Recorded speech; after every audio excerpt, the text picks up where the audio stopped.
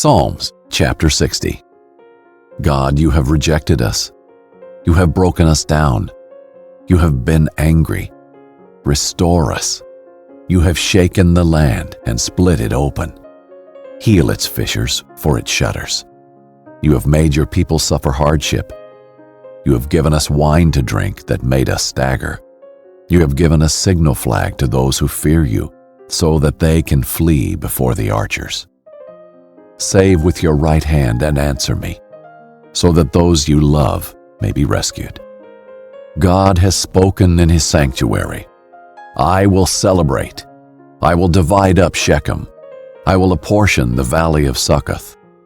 Gilead is mine, Manasseh is mine, and Ephraim is my helmet. Judah is my scepter. Moab is my washbasin. I throw my sandal on Edom. I shout in triumph over Philistia. Who will bring me to the fortified city? Who will lead me to Edom? God, haven't you rejected us? God, you do not march out with our armies. Give us aid against the foe, for human help is worthless. With God, we will perform valiantly. He will trample our foes.